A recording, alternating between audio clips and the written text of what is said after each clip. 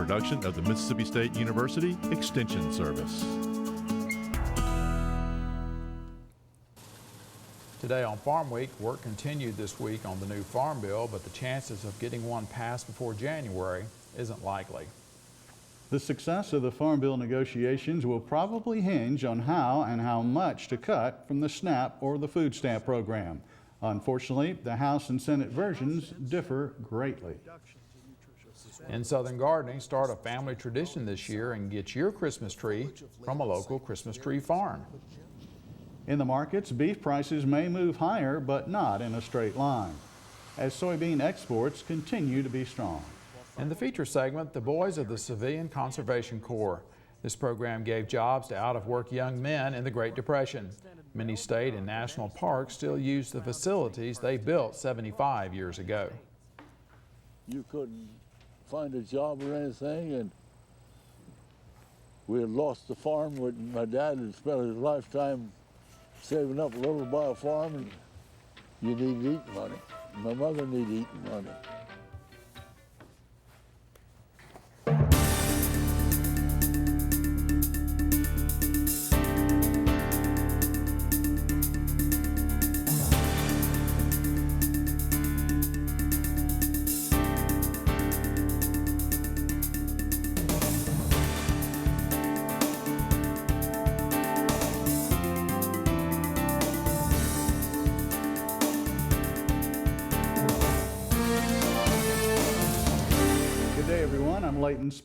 And I'm Artist Ford. Welcome to Farm Week. Progress was noted at midweek as the House and Senate Conference Committee met once more to hammer out a compromise on the new farm bill. Leighton, watching the farm bill negotiations is a bit like electing a pope. Those on the outside try to determine what's going on the inside by observing anything and everything, especially facial expressions. Well, the top four negotiators met for an hour on Wednesday. House Ag Committee Chairman Frank Lucas and the Ranking Minority Member Colin Peterson sat down with Senate Ag Committee Chairwoman Debbie Stabenow and the Ranking Minority Member Republican Thad Cochran of Mississippi. Now, as she left the meeting, Stabenow said that we've narrowed the differences. I think we've made great progress. For his part, Lucas agreed, commenting, "We did create progress and we have more progress to make. We have a good faith effort by the principals." Lucas said it's unlikely the bill would be passed in December, but it's possible to get the principles laid out and then finish in January. The House and Senate Farm Bill versions vary widely on how much to cut the SNAP program, better known as food stamps. Market to Market's John Nichols reports SNAP spending has ballooned in recent years, but it declined this year when compared to gross domestic growth. In the wake of the worst economic downturn since the Depression, the Supplemental Nutrition Assistance Program, or SNAP, grew dramatically. According to the nonpartisan Congressional Budget Office, the rates of participation and spending on SNAP both soared to record levels in 2011. In an average month that year, nearly 45 million people, 1 out of every 7 U.S. residents, received SNAP benefits. The result? Federal spending for the program formerly known as food stamps ballooned to an unprecedented annual cost of $78 billion. Both the House and Senate have approved reductions in nutritional spending. The Senate measure would cut SNAP by $4 billion over the next 10 years, while House lawmakers want cuts of nearly $40 billion. And critics say SNAP spending is out of control. I'll continue to work with my colleagues to implement reforms in the SNAP program, to cut back on waste, fraud, and abuse in the program to ensure that those funds are available to those who are needy. The cost of SNAP has more than doubled from 2008 to 2012, as have the enrollees, gone from 28.2 million up to 47.7 million. Proponents insist SNAP is one of the government's most effective anti-hunger programs, and they claim it's helped millions of low-income families, children, and seniors. According to the CBO, SNAP kept nearly 5 million Americans out of poverty in 2012, including more than 2 million children. Critics, however, are calling for numerous reforms, including more rigorous work requirements. I But the man charged with administrating the largest program in the domestic hunger safety net says tougher work requirements would do little to cut spending. Here's what people do not understand about the SNAP program. 92% of people receiving SNAP are either senior citizens, people with disabilities, children, or folks who are actually working today.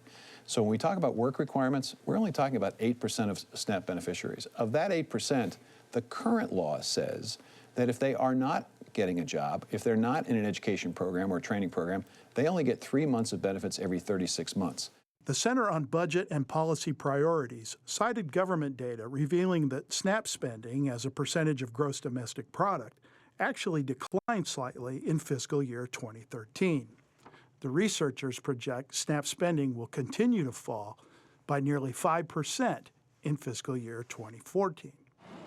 And as the economic recovery continues and fewer people qualify for SNAP, the CBO expects spending to continue to decline and return to its 1995 levels by 2019.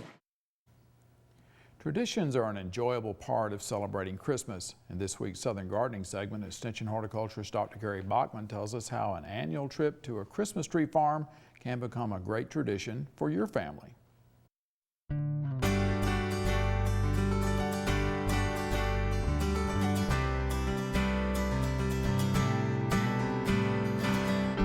While growing up in Michigan, one of my favorite Christmas memories was going out to the farm to pick out the tree to bring home. Down here in Mississippi, many families have a similar tradition. Today I'm at Tom Lee's Christmas Tree Farm in Hattiesburg getting ready for the holiday season. The Tom Lee family has been growing Christmas trees since 1967. There are 3 varieties of trees being grown here that have adapted to our southern growing conditions. Leyland Cypress is one of the most popular Christmas trees grown in the South. The foliage of Leyland Cypress varies, but generally is arranged in irregular flat planes with a dark green to gray coloration. Virginia pine has been a workhorse for southern Christmas tree growers for many years. The short needles are arranged in pairs and add interest with their twisted structure. Consistent pruning results in tight branching. Carolina Sapphire is an improved selection of Arizona cypress. The gray-green leaves are plentiful and arranged close to the stems and appear scale-like. This tree is aromatic with a scent of combined lemon and mint. A Christmas tree farm is no different than any other farm. Each year, the Tom Lees plant at least 1,000 transplants for future years. As these trees grow, careful pruning transforms the trees into the familiar pyramidal Christmas tree shape. It usually takes at least 5 years of shaping and pruning to turn a scrawny transplant into a glorious family Christmas tree. You too can create wonderful family memories of that annual trip to cut your own Christmas tree. I'm horticulturist Gary Bachman for Southern Gardening. Now, Layton, the National Christmas Tree Association recommends cutting a 1/2 inch off the base before you put it in the stand. It says that a fresh cut tree can usually go without water for 6 to 8 hours after cutting, but you do want to get it into water as soon as possible. And when a Christmas tree is cut, water makes up more than half of its weight. Well, in the feature segment today, the boys of the CCC. We're still benefiting from this program that accomplished its great work during the Great Depression. Before we get to the markets with Layton, though, we want to talk about the annual row crop short course. It was held Monday through Wednesday this week at Mississippi State University. A record crowd of more than 400 participated. It has become known as the place to get up-to-date recommendations for the next growing season, and we'll have more from the short course in the coming weeks on Farm Week. Time now, though, for the markets with Layton, and you say the next round of crop reports is right around the corner. It certainly is. Tuesday the 10th, we'll have the monthly updates from the USDA. In the meantime, we are following these stories in the markets this week. U.S. beef supplies continue to tighten. U.S. soybean exports are likely to remain strong. And winter weather will likely drive wheat prices over the next few months. At the market close Wednesday, cattle futures ended the day higher, with June the strongest. January feeder cattle ended the day 20 cents higher. Now, most analysts are confident it may take up to 2 years to increase beef supplies. How this will impact the overall market is a source of much discussion. Trader Virgil Robinson had these comments about the situation. I don't sense any significant increase in beef supply until at least 2016. The issue has really been, can we sustain higher retail price export trade given the numbers and the increase in value of that product? And my answer simply would be yes, I think we can. Do I expect a straight up ascent in the market? No. But over the course of the next many months, I think beef prices will continue to irregularly move higher. The National Pork Board on December 1st launched a 3-week social media campaign targeting Hispanic consumers. The campaign is promoting pork-based meals to Spanish-speaking consumers. The program is centered on the Pork Board's Spanish language Facebook page. Visitors to the page have a chance to win a gift card to buy pork products. First, though, they have to leave comments about the pork recipes that are featured each day on that Facebook page. Our trivia quiz this week concerns pickup trucks. Let's take a look at that quiz question. What state has the highest number of new pickup truck sales? Is it California, or Mississippi, or Texas, or Oklahoma? I'll tell you at the end of the markets. We're going to pause for a short break on Farm Week. Coming up, we'll look at the calendar and the rest of the markets. Leyland Cypress reports on soybean exports and the prospect of wheat acres being up. In the feature segment today, the boys of the CCC, the Civilian Conservation Corps. They performed a lot of conservation projects in addition to their national park work.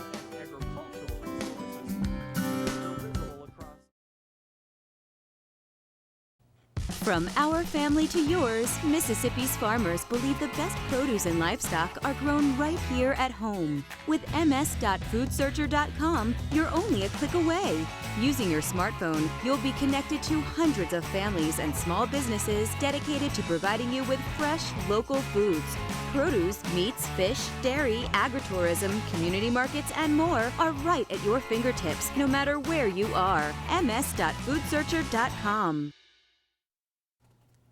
Before we get back to the markets, let's look at the Farm Week calendar. A free whole farm planning seminar will take place Wednesday, December 18th. The location is the Gulf States office of the National Center for Appropriate Technology. It's located in the old New Deal grocery on Livingston Road in Jackson, Mississippi. Starts at 4 p.m. You are asked to pre-register since space is limited. Setting business goals, planning for profits, and assessing potential enterprises are on the agenda. NCAT is a national nonprofit that offers assistance for sustainable living. Looking into January, the Delta Ag Expo will make its annual run. That's Wednesday and Thursday, January 22nd and 23rd. Takes place in Cleveland, Mississippi at the Bolivar County Expo Center, located near the intersection of Highways 8 and 61.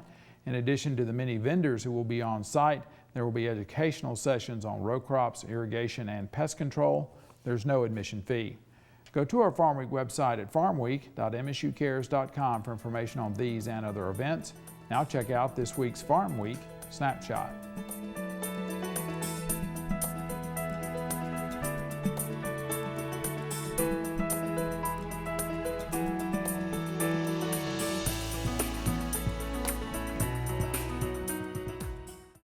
It's no secret that exports have been driving the soybean market these recent days. The question on most traders' minds is, will this continue? Analyst Alan Brugler offered his opinion recently on Market to Market.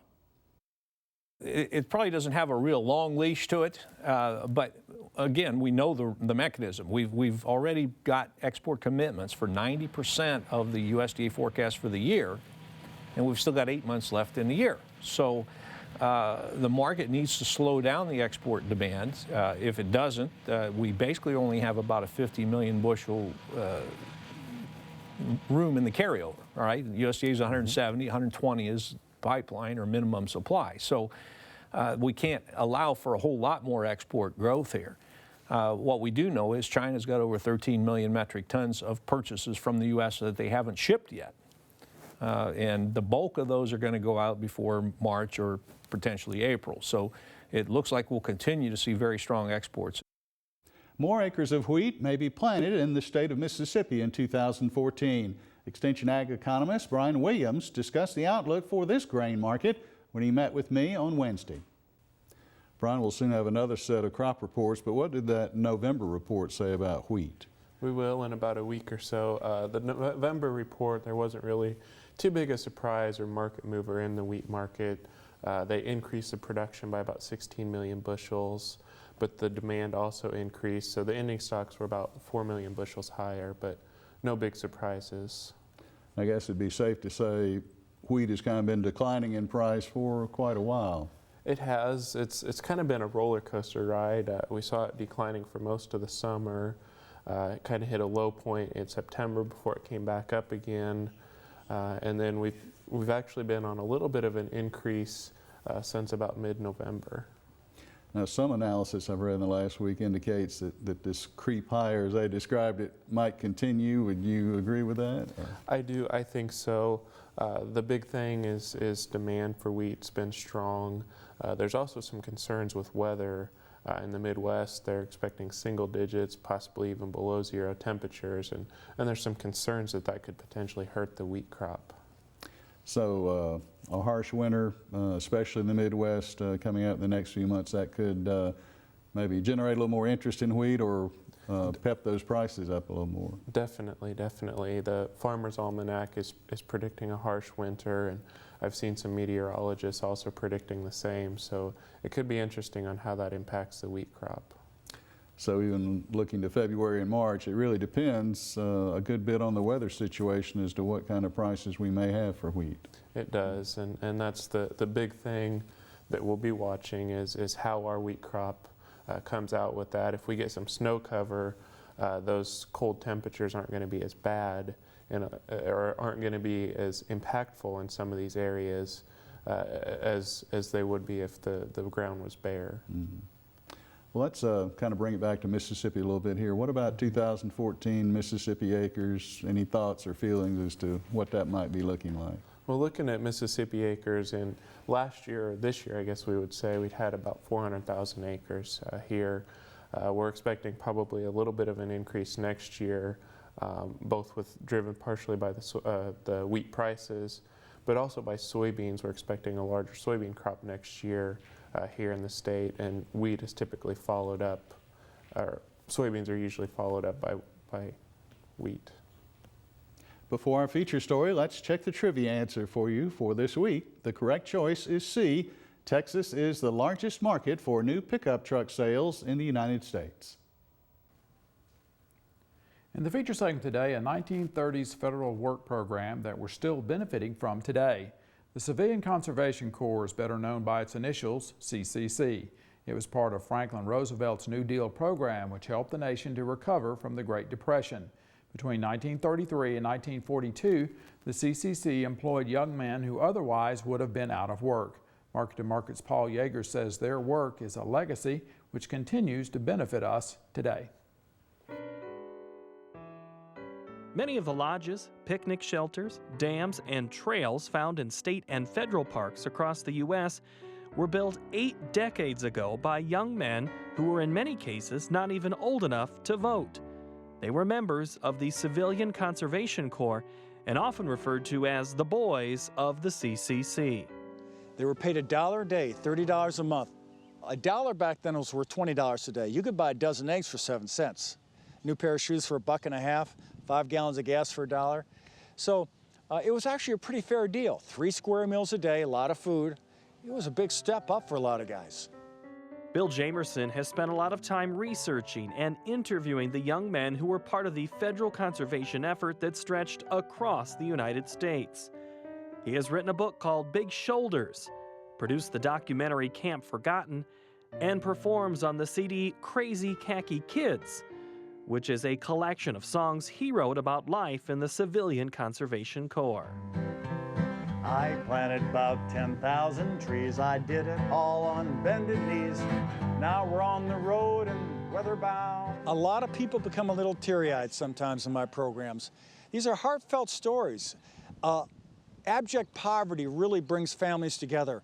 And people in my audience, anyone in their 70s or 80s, they know how hard it was and what they struggled. And these stories bring back memories. They bring back memories. In 1933, the United States was suffering through the Great Depression.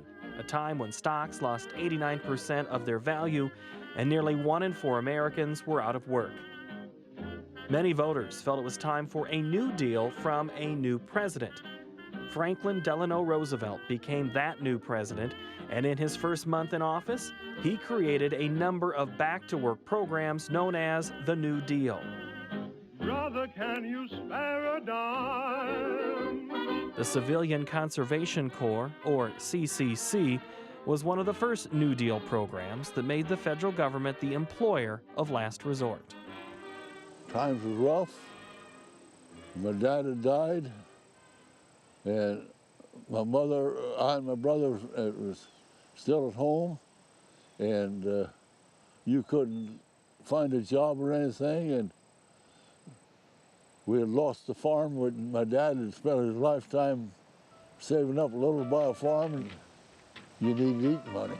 My mother needed eating money. I'm going down to DCCC. Only single men between the ages of 18 and 25, whose families were on relief, were eligible to join the Civilian Conservation Corps. A CCC boy received room and board, clothing, training, and a monthly paycheck of $30, 25 of which was sent home to his family. After inspecting Skyland, the Commander-in-Chief takes a seat at the head of the table to eat with the boys, and he enjoys every bite of the plain, wholesome food furnished at the camp. It's very good to be here at these Virginia CCC camps. I wish I could see them all over the country. I wish that I could take a couple of months off from the White House and come down here and live with them, because I know I'd get full of health the way they have. The only difference is that they've put on an average of about 12 pounds apiece since they got here, and I'm trying to take off 12 pounds. Despite its name, the Civilian Conservation Corps was in many ways a military organization. U.S. Army officers commanded the camps. Even the equipment was military, with much of it, including the uniforms, being World War I surplus. A typical day in a CCC camp started with reveille at 6 a.m., followed by roll call, calisthenics, breakfast, and then cleanup. At 8 a.m. sharp, the work began. They would take us down to a big area there where we all lined up, and the government would turn us over to the state to go to work for the state. And it was all state work from then on until 4 o'clock in the afternoon, then they turned you back over to the government again. The purpose of the CCC was to help the nation's human resources while simultaneously improving America's natural resources. The work of the Civilian Conservation Corps extended well beyond the many stone structures found in state parks today across the United States. Often referred to as Roosevelt's Tree Army, the work of CCC boys extended to projects including reforestation, revitalization of overworked agricultural land, and preventing soil erosion. In fact, 75% of CCC work projects were administered by the Department of Agriculture. Besides fighting fires, erecting more than 3,000 fire towers, and planting 3 billion trees, CCC boys constructed dams, built irrigation canals that provided essential water to western farms, and dug ditches that drained more than 84 million acres of agricultural land. We were in a soil conservation group, and there was lots of shovel work involved. I think we had one little cat that they could use for moving larger quantities or heavy rocks and stuff like that. But most of it was done by hand with picks and shovels.